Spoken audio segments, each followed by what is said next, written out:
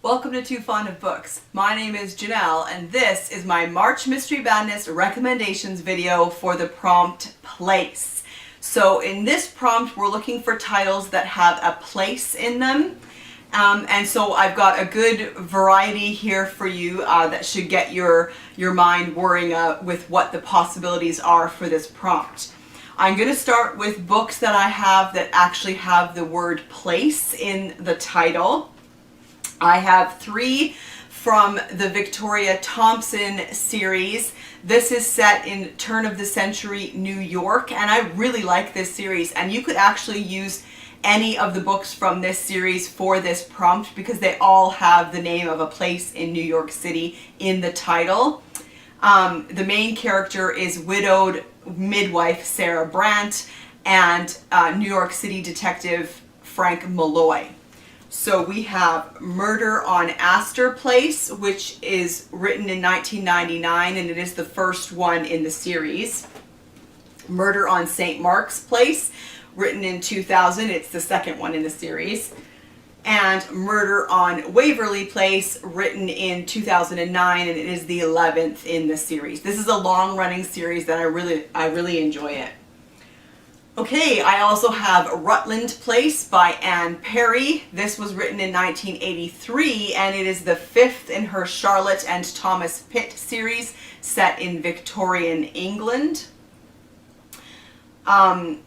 Inspector Thomas Pitt of Scotland Yard and his wife Charlotte, and she often gets herself involved in his cases.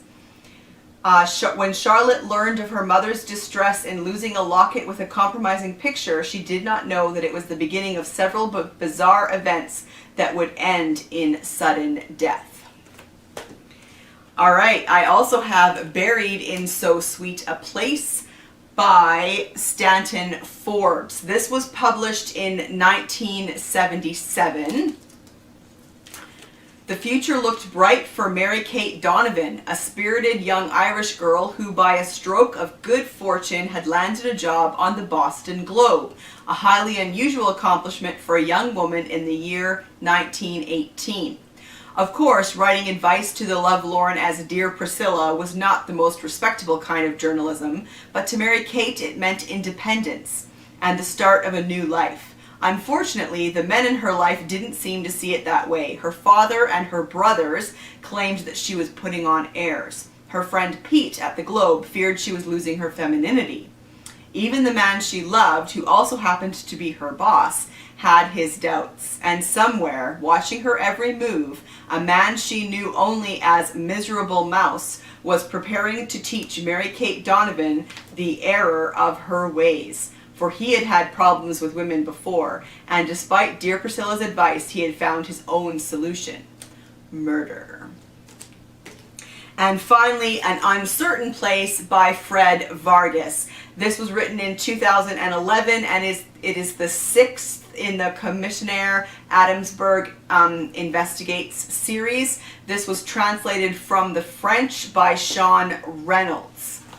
Commissioner Adamsberg leaves Paris for a 3-day conference in London. Accompanying him are Estelaire, a young sergeant, and Commandant Danglars, who is terrified at the idea of traveling beneath the Channel. It is a welcome change of scenery until a macabre and brutal case comes to the attention of their colleague Radstock from New Scotland Yard. Just outside the gates of the Baroque Highgate Cemetery, a pile of shoes is found. Not so strange in itself, but the shoes contain severed feet. As Scotland Yard's investigation begins, Adamsberg and his colleagues return home and are confronted with a massacre in a suburban home.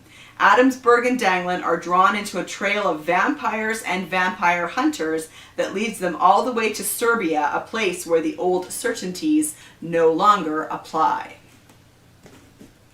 Alright, and then I have a few in my Christie Commendation category. The Mysterious Affair at Styles. This is the very first Hercule Poirot, and it was published in 1920. There are strange goings-on in Styles St. Mary, and the only clues that Poirot has to work with are a shattered coffee cup, a splash of candle grease, and a bed of begonias. All right, we also have At Bertram's Hotel. This is Miss Marple from 1965. It is the 10th Miss Marple. Sentimentality draws Miss Jane Marple to Bertram's Hotel, the bastion of Edwardian England tucked away in a small back street of bustling Mayfair. Here is a place where dowager duchesses, retired clergymen, generals, and impressionable Americans can indulge in all the comforts of a forgotten era. It would seem the perfect place for Miss Marple, but she feels uneasy.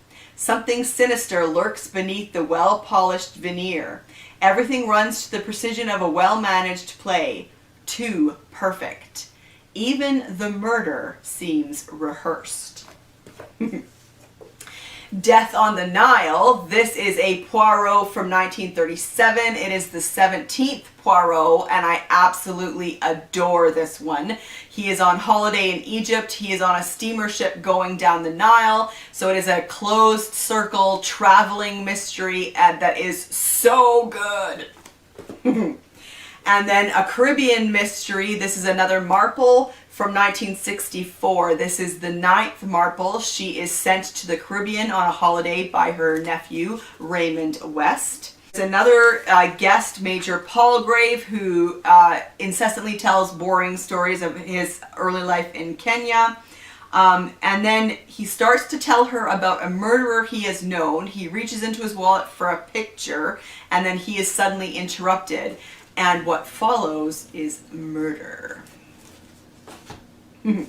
Okay, let's move on to some historical mysteries. Paris Requiem by Lisa Appignanesi. I am sorry, I'm completely butchering her last name. I apologize. This was published in 2001, and it is set in Paris in 1899. The city is a glittering hub of fin de siècle activity. Theaters and galleries are vibrant with artistic energy. The new metro is under construction, and so is the site for the Centennial Universal Exhibition. But there is also violent political upheaval. The Dreyfus Affair has released a riotous surge of anti-Semitism. Asylums and jails are overcrowded. Death and madness hover like a cloud over the city. Bostonian lawyer James Norton has been sent by his mother to bring back his invalid sister and his younger brother, Rafe, a journalist. But the violent deaths of the actress Olympe Fabre and then of her sister Judith in the asylum of Salpêtrière draw the siblings into a dark web of violence. Is Mary Stuart's Rose Cottage. This was published in 1997. When Kate Herrick's grandmother asks her to travel down from Scotland to her childhood home in Todd Hall to retrieve some papers and family memories before Rose Cottage is sold, Kate is happy enough to go, but curious as to the changes she may find there. Widowed in the recent war, this is the summer of 1947, and comfortably settled now in London, she has come a long way from her humble beginnings at Todd Hall, and is in some doubt as to how the village will receive her. But Rose Cottage, a tiny thatched dwelling with a tangle of fragrant roses in the garden, is unchanged, and the villagers seem friendly and delighted to welcome Kate home again. But there is disturbing evidence of a break-in at the cottage. And then her nearest neighbors, 3 elderly ladies from what the villagers call Witch's Corner, come with tales of nighttime prowlers in the cottage garden and even ghosts. The Riddle of St. Leonard's by Candace Robb. This is the 5th in her Owen Archer series, and it was written in 1997.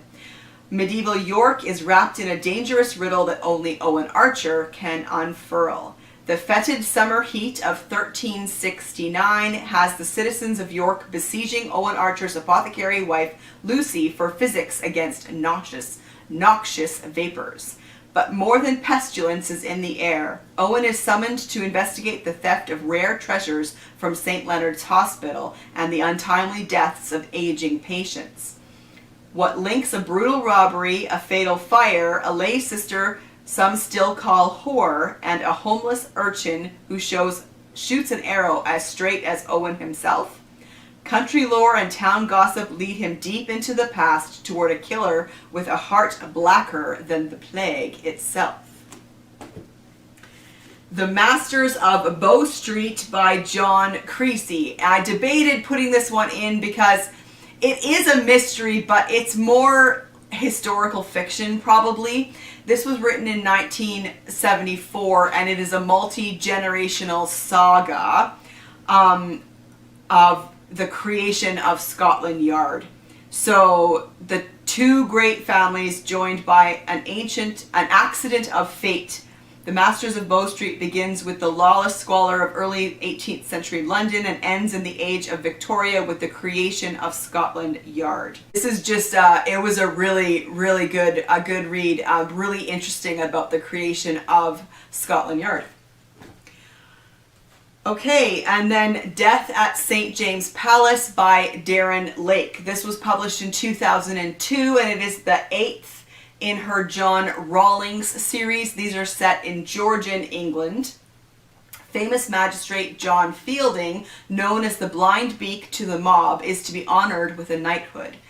The founder of the Runners, London's Metropolitan Police Force, is only one of several important figures who gather at St. James Palace for the investiture.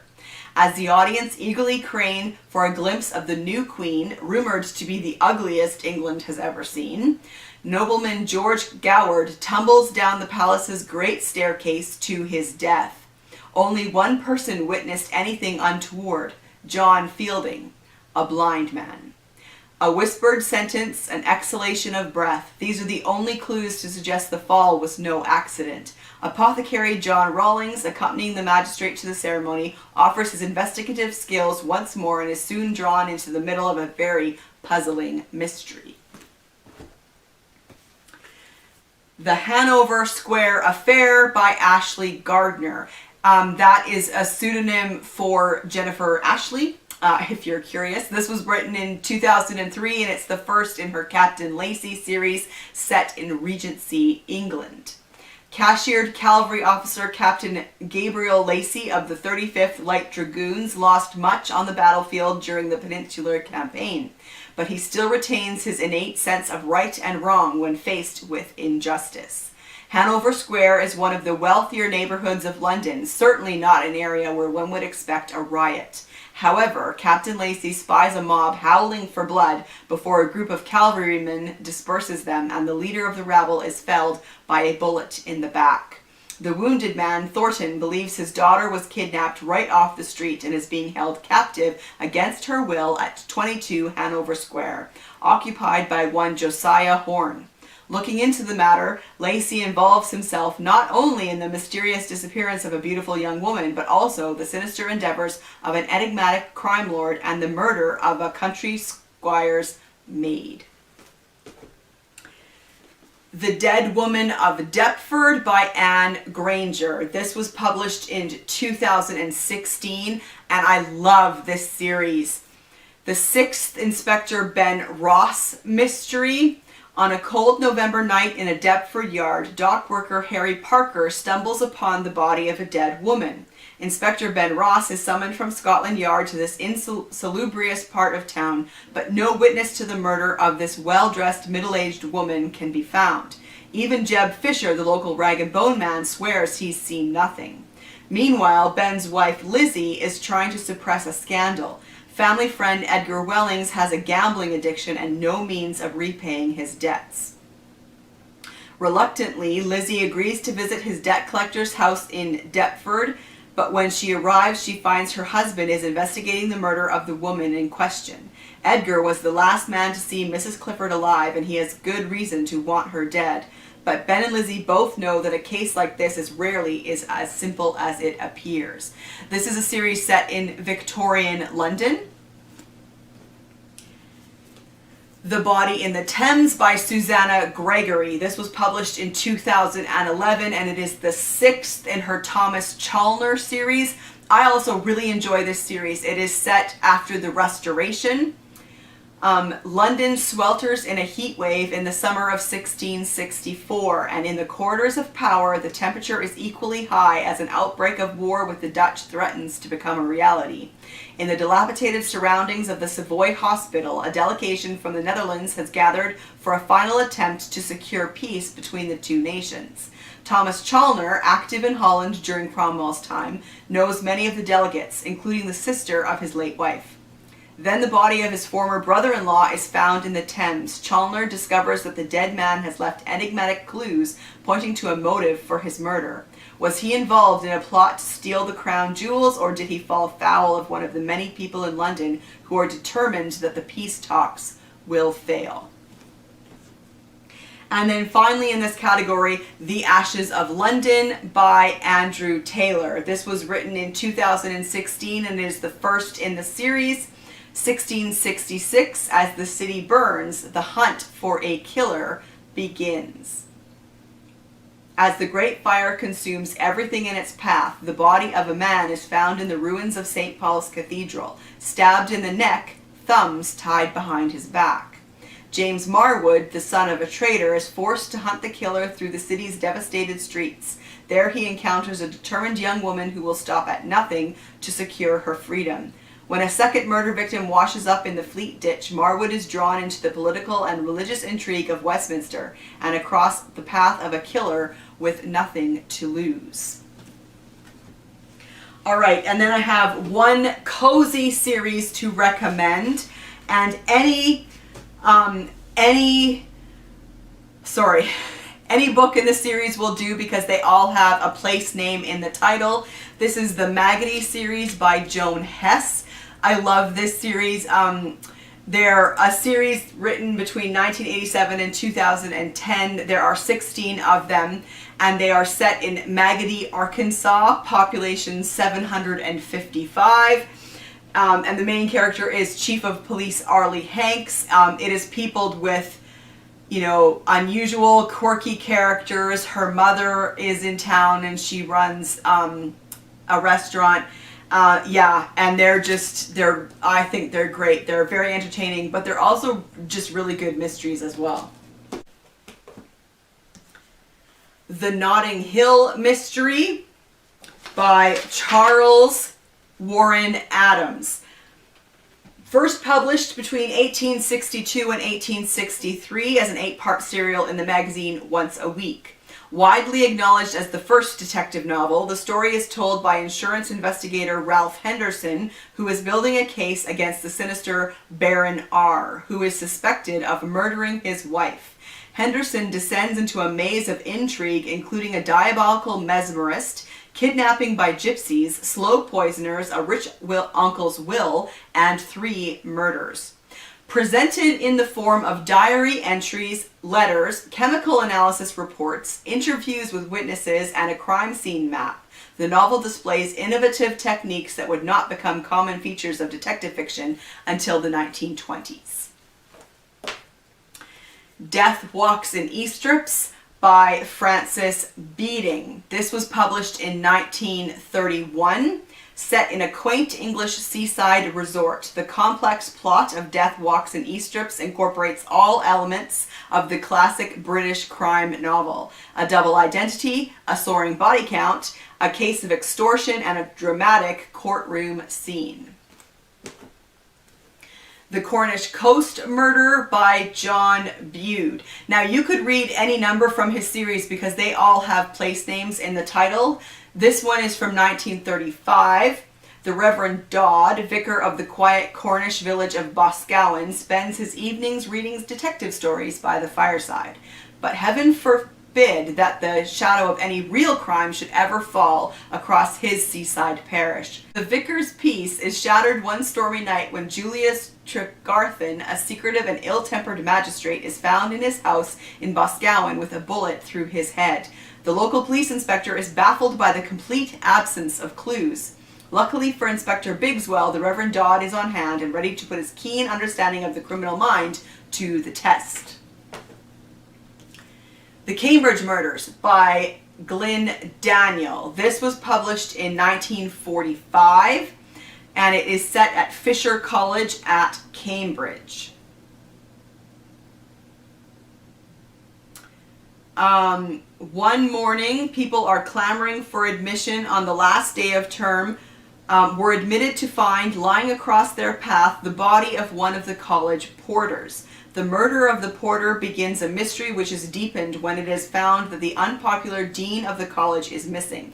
The search for the murderer is conducted partly by the police and partly by the vice president of Fisher College, Sir Richard Charrington, an eminent but slightly eccentric archaeologist with a penchant for amateur detection. Okay, and then one more in the classic crime, vintage crime category, and this is May You Die in Ireland by Michael Kenyon. This was written in 1965, and it is described as a comic satire on the spy thriller. So we have a plump, amiable U.S. University teacher who flies to Ireland to look over a castle that he's inherited. And he has a terrible time at the hands of bully boy agents. This one was very entertaining. Yeah, it was great. Let's move on to some police procedurals and private detectives.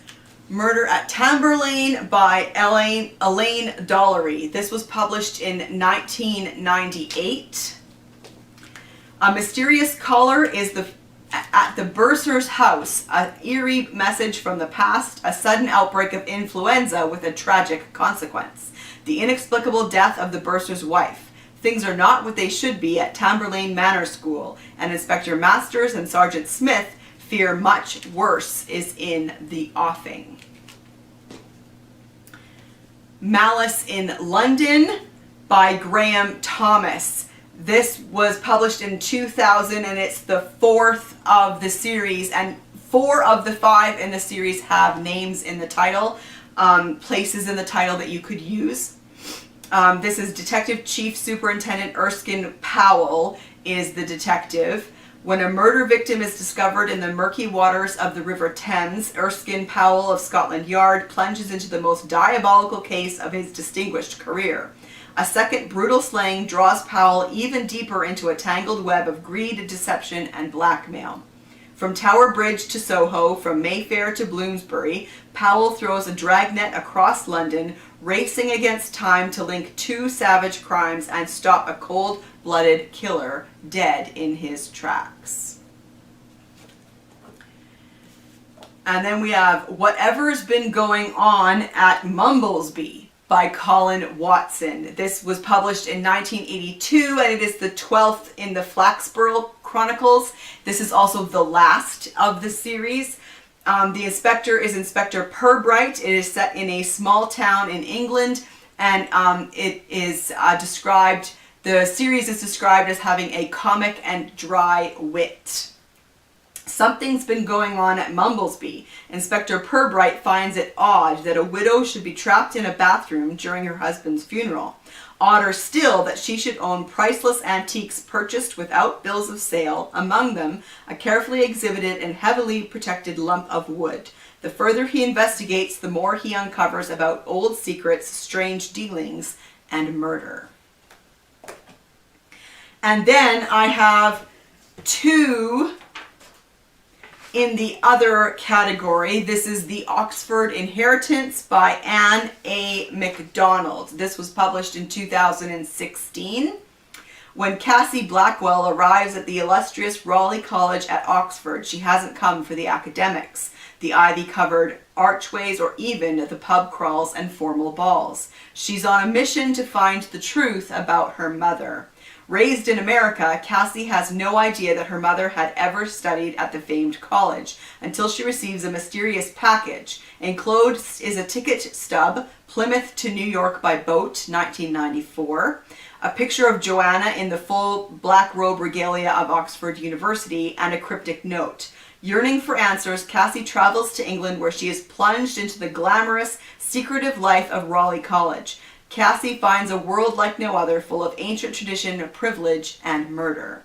Beneath the hallowed halls of this storied university, there is a mysterious force at work, a dark society that is influencing the lives of many and will stop at nothing to keep its grip on power. Cassie might be the only one who can stop them, but at what cost?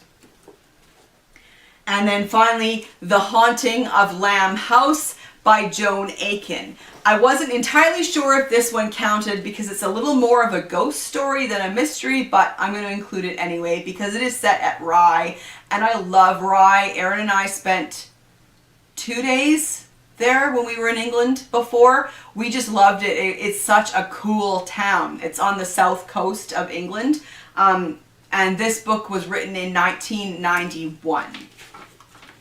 A disturbed alien presence may sometimes be sensed in the gracious Georgian building or outside in its exquisite half-acre of walled garden.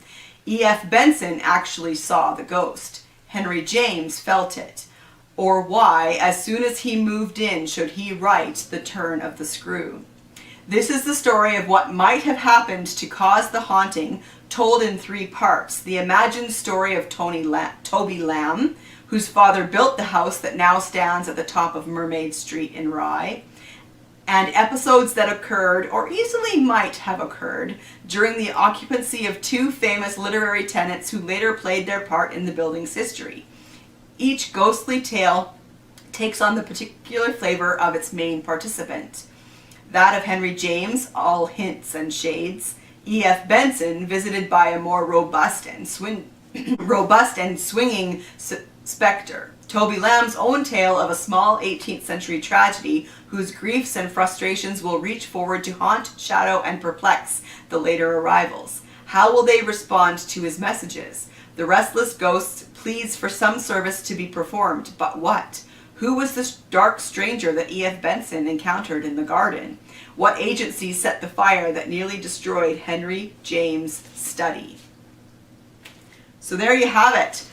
Those are my recommendations for the place prompt for March Mystery Madness. Have you read any of these books? Are you going to make any of these books your choice for this prompt? Let me know down in the comment section what you are going to choose for this prompt for March Mystery Madness, and I will see you for another video soon. Bye.